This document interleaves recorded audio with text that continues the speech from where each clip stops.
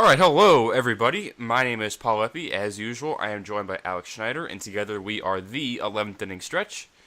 And Alex, this is our first podcast that doesn't really go into league news and sort of what we've been doing all season about something happens in the league and then we're here to discuss it. This is more of a podcast about current issues within baseball. And you'll see what we're talking about here in just a second. But our first podcast this winter where we talk about issues with baseball is going to be with replay. Replay has been tinkered with over the past couple of seasons. A couple years ago they brought in the replay league-wide and used it for every single play, basically. Or every play was eligible to be reviewed, whereas a couple years before that, it was just home runs, and a couple years before that, there was no such thing as replay. So, we're here to discuss the use of replay, how it's been going,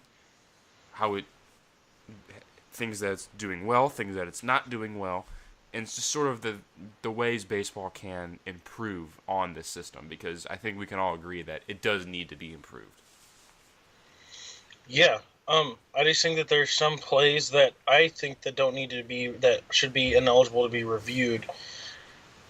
But, when you think closer about it and try to prove your point on that, I think then it gives you reason to review it. How do you mean? Like the in the playoffs, I don't remember if it was World Series or not. It might have been World Series. But was it Javier Baez goes to steal second, and he came off the bag for like a brief second. That's right. And, I know which one you're talking about. Yeah, and it counted against him. And you kind of think about it like, well, man, that kind of sucks. That's kind of stupid that's reviewable, this, that, or the other. But then you also start thinking about it. Well, he needs to know to keep something on the bag at all times. This, that, whatever it may be. So there's, like I said, there's a lot of topics about this replay that you could say, this needs to be cut out. They shouldn't review this. But in reality, hey, the players need to know you can't get away with this anymore. So I like I said, I just think that's it. There was another play. It was in the NLCS. I forget which game it was specifically, but it was a game at Dodger Stadium. I think it was Adrian Gonzalez was coming into home, and he slid, and the catcher, I don't know if it was David Ross or Montero or whoever, or Contreras, tagged him, and he was called, I forget if he was called safe or out, but it went to replay, and he was pretty clearly safe.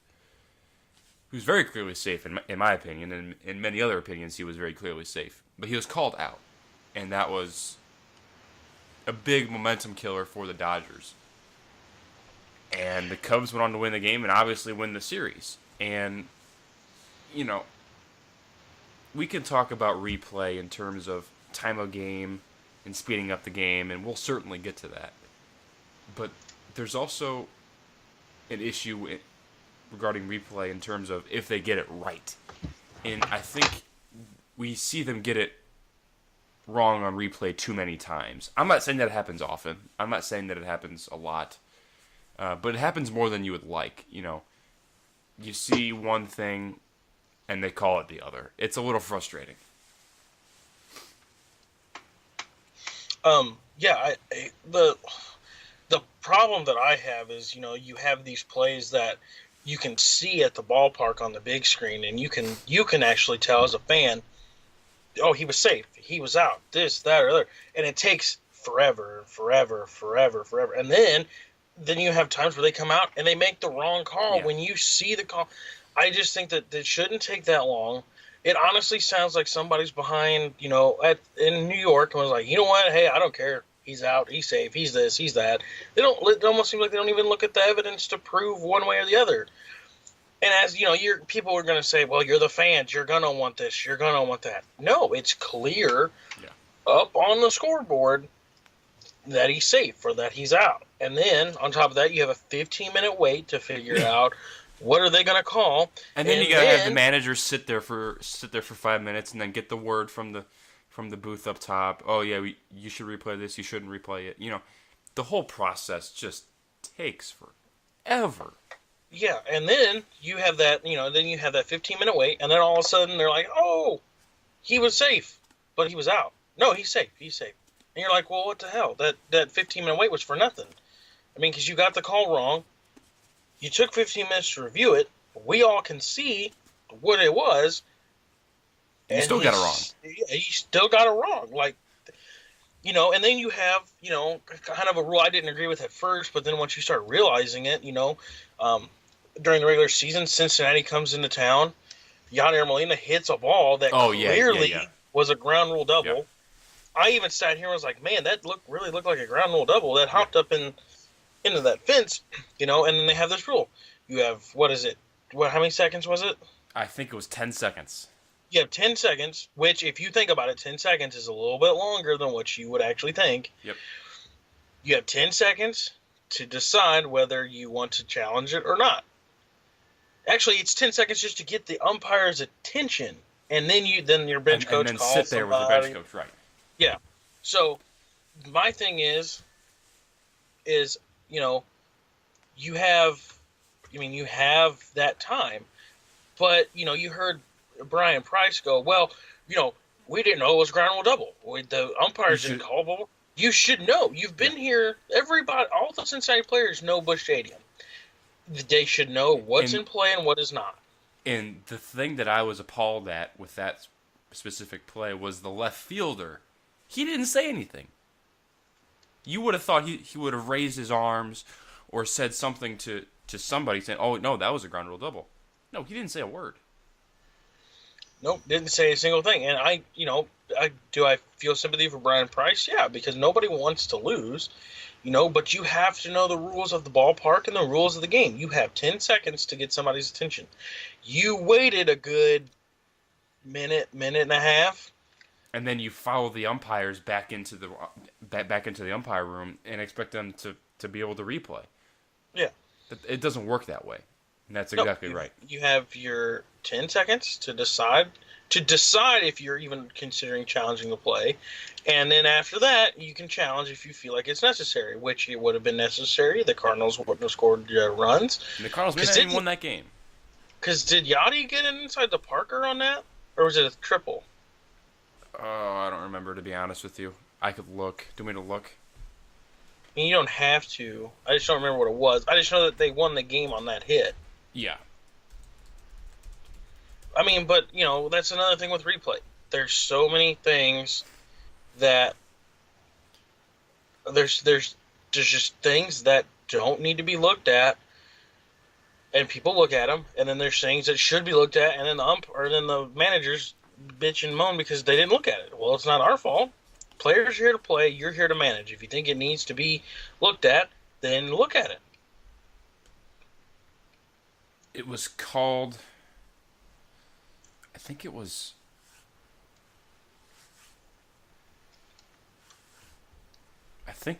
technically a home run? Hold on, I gotta see here. There's... Carpenter running, yeah, so... yeah, well, watching this is interesting. You're actually watching the video? Yeah, I apologize for the awkward silence because I'm waiting for the video to... So yeah, Yachty belted to left field. It wasn't called anything. It was... They didn't even see it hit it off the wall. It wasn't called anything. It was just keep playing. I know, but did he make it home or did he make it to second, to third? Carpenter was on first and he came around to score. Okay, and then what happened with Molina? It was a double. Double? Yeah. But if it was a ground rule double, which it should have been, it would have been second and third. Mm-hmm. Carpenter wouldn't have come around to score. Yep. So, hey, I mean, you can't blame the umpires. Umpires are following the rules. And the thing is, too, is people can't blame the umpires when, they go back, you see on the replay that they're clearly out, and then the umpires call them safe because it's not them making that decision. Right. It's the people in New York that are coming out and making that decision. So Now, umpires really get the worst of both worlds, basically, in that now, because but everybody puts the blame on them when other people should be blamed. to be fair though, on this specific play, the umpire should have gotten it right. I mean, it was Yeah, so obvious. yeah, but not all the blame. But not all plays are that obvious. I understand. Yeah, and not all the blame on that play is to the umpire. Umpires miss things. That's why there is the replay now. Right. Players need to know, hey, put your hands up. I mean, what? Yoenis Cespedes this past year also put his hands up because the ball went underneath the mat in Citi Field just to try to where he didn't have to throw it in or anything like that. And it was an inside the park home run because he could get it. You know? So you have to know your field. You have to. Otherwise, it's going to cost your team games. And I blame on this play. There's a lot of blame to go around. I think the blame goes to the left fielder for just he was right there, and you have to know that's going to double and raise your arms, and then the bases will be awarded appropriately. I think some blame goes to that right field, or to that third base umpire who probably saw it.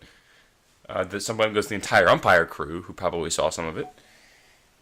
I think some of the blame should go to Brian Price because, like you said, you have to know the field and you have to know the game. And he didn't know the field or know the game on that particular night.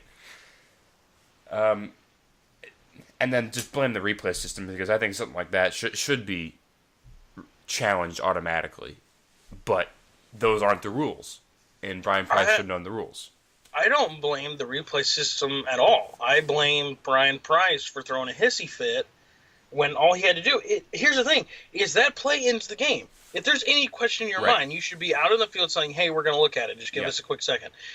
I'm for real. If I'm the manager of any team and it comes down to a game-winning hit like that, and especially in late September, exactly, you're telling your bench coach, "Hey, look at it. Do we need to look at it? This, that, or the other?" And they should. So I don't even blame the replay system. I put a lot of blame on Brian Price and his bench coach and the whole Cincinnati organization. Brandon Phillips has been at that field for years.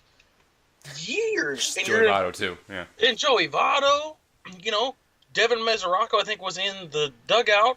They've been there multiple times. Billy Hamilton.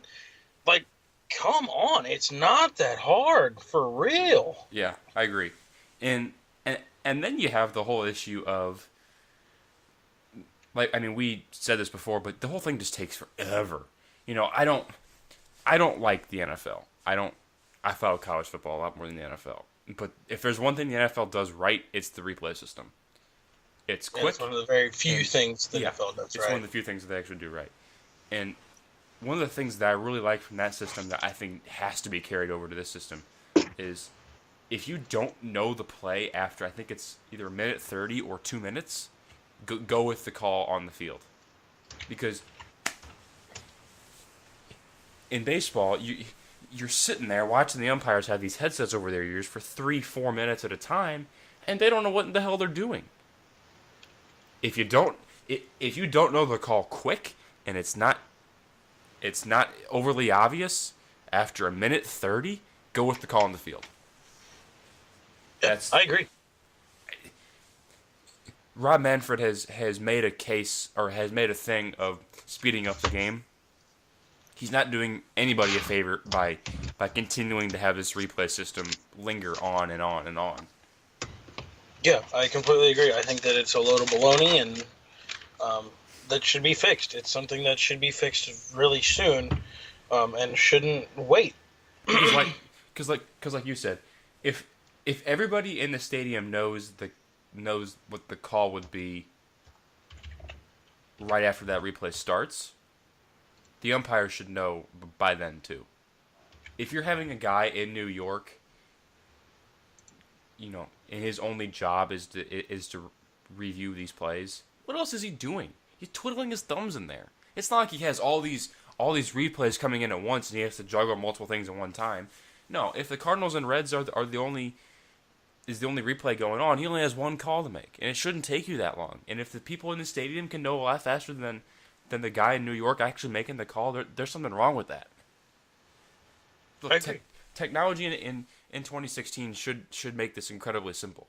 if I can send a text message in 3 seconds, this call shouldn't be made in any longer than 2 minutes. You were talking about how 10 seconds is actually a fairly long amount of time to figure out whether you even want to get the umpire's attention. 2 minutes is an eternity compared to 10 seconds. Yeah, I that's the thing is, this topic seems to be very easy, and what needs to be changed and what doesn't need to be changed, and but nothing gets done. No, it seems like everybody's voice is unheard, and Rob Manfred is kind of doing his own thing. And if I can already tell you that if it turns into a thing where, like the NFL is with their head of everything, I can't think of his name, Roger Goodell. Yeah. If it turns into something like that, the United States sports world is going to be thrown off its rocker, basically, and we're not going to know what to do, because right now it's looking the way that both of the heads of both major organizations are leaning in the way of Roger Goodell's doing things that he wants to do and he doesn't care. And yeah, he's a crook, but that's a whole different conversation for a whole different day. Rob Manfred, I don't think Manfred is that bad. No. But Rob Manfred is moving in that direction. I just saw a thing yesterday that they're going to threaten to lock the players out if there's not a new deal met. So it's basically, you sign this contract that we want you to sign, or you get locked out. And I think that that's unfair to the players and everybody that actually puts the money back into this league. But nobody seems to care about that at all. Like, there's just, I guess, something that just, they're like, yeah, if you don't sign this, you're not going to play. And where's the negotiation that goes on there? Exactly. Yeah. And it's bogus. I think that it's a load of crap. And like I said, it's moving in the direction of, hey, I'm Rob Manfred. I'm going to do what I want to do. And I don't want you to tell me any different. And we're just going to go along our merry way. And I think that it's bull. I personally like Bud Selig a lot. Yep. Rob Manfred, I've liked up until the point of replay. Just because it seems like nothing's getting done. There are rules that need to be changed, and nobody's changing them. They stay the same.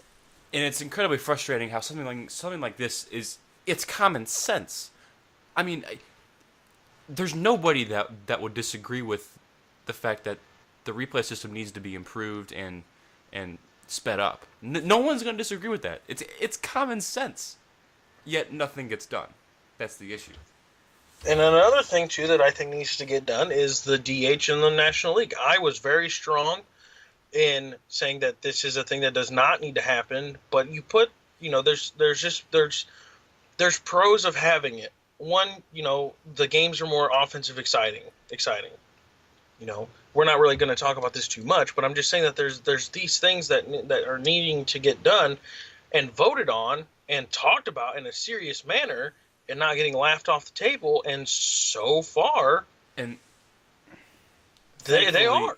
Thankfully, these two topics are something that can be discussed in this new CBA, because this is the time to do it. Now, hopefully it gets done, but like we said, I'm not necessarily counting on it. I'm sorry, I'm reading this thing on MLB.com that apparently the Cubs should think about shopping Schwarber. I mean, if they can get some pitching out of him, sure. Well, that's what it says, but hey, Cardinals need a bat. What's up? I'll let him play left field. After that Lou Brock deal decades ago, I'm not sure the Cubs would be too hesitant. Or I think the Cubs would be very hesitant to make another trade with the Cardinals. That's very, very true. Another thing is, real quick, that I want to kind of touch on real quick, because I didn't get to it in the other podcast. We were talking about free agents and what the Cardinals need to look at, too. I want your opinion just real quick. Like I said, I know this isn't what we wanted to talk about, but I'm just kind of scrolling through. What team do you think is going to make the biggest noise in the offseason? That's a very good question. This is a question that literally could be the Cardinals, and it's not a homer situation. It literally could be the Cardinals. And you could argue that it should be the Cardinals, because they have a lot of ground to make up. I could see the Yankees making some moves. they're going to start contending here again very seriously very soon. Yankees, Cardinals. Um, Hey, there's not. Jason Castro from the Astros just got a 3-year deal from the Twins. I mean, the Astros are making some moves. I wouldn't say they're going to be the biggest movers, but I mean, yeah, I think it'll be the Yankees or Cardinals. I mean, the Yankees are back in on Chapman. The Cardinals need to make some moves, which we discussed yesterday. Um, yeah, I'm my gut is telling me Yankees and Cardinals, but there's always one of these teams that just comes out of nowhere, and you don't expect it to do anything. Like the Mariners, or the the Braves, or the Marlins, or the Rangers. Um, Somebody's going to make a big move that we're not expecting. Um, I agree with you. I think that the Cardinals need to, and I think that they will make some moves. I really do. Um, but one team I'm going to mention, just because they were so close to doing some really good things, is the Rangers. Yeah, absolutely. I mean, they need some pitching, as we discussed yesterday. They need Um, outfield. They need they need outfield outfield. help. I mean, You know, they have some holes, and if they want to catch up with the Astros and even with the Mariners, they have to make some moves as well. Yeah, because here's my thing is, McCutcheon's out there, been kind of sure. whittled in some trade talks. You get a guy like Kyle Schwarber to come in, maybe play for Play you as some well DH. if you get that trade in there. There's just so many. You know, I don't. Not what I'm trying to say, but um, yeah. I mean, it's just a little crazy. I'm trying actually right now to go um, find stuff on the Mariners. But yeah, to the point back. Sorry, I kind of got off track. But back to the point of replay. Like I said, there are so many things that need to be fixed in this, and it's not getting anywhere. And I think that it's time that we start Demanding more of getting, our commissioner. yeah, getting things done at the way that they should. And I think that if we keep going the way that we're at, nothing's going to get done. Things are going to get worse. And I think it's a bunch of baloney. Yeah, I don't, there's a lot, like I said, there's a lot that you can talk about on here, but it's very simple as to what needs to be done. speed it up, folks, and that's the big one. Is just pick the pace up. It's not rocket science. It's common sense, and that's the biggest thing I want to see done. Because I like the replay system in general, but it just has to be faster. And that's the last thing I'll say. Yeah, I mean, I agree totally on that. I don't I don't know what else to say that's going to make any sense. It's like I said, it needs to be sooner or it needs to be quicker, and they need to get it right. Yep. I just really think that it's a bunch of baloney if people in the stands are getting it right and the umpires who call New York, who get extra time to look at it, Yep. still get it wrong. I think that that's a bunch of baloney. That's all I have on the replay talk, Alex. That's we might as well end it here if Hey, that's all we have. the Cardinals got two people on MLB's pipelines all AFL team, whatever that means. I don't know what Arizona AFL Fall means. League. Yeah, all Arizona Fall League team. Carson Kelly and A. Gomber. And Gomber. Carson Kelly's the possible future starting catcher for the Cardinals in the next couple seasons. And rightfully so, too. He did a Yep. really good job. I'm going to be honest. He did very, very nice. But, like I said, we're going to try and keep some Cardinal talk on these things, too. But, man, like I said, this replay subject is very touchy. Apparently no one wants to touch it. Yeah.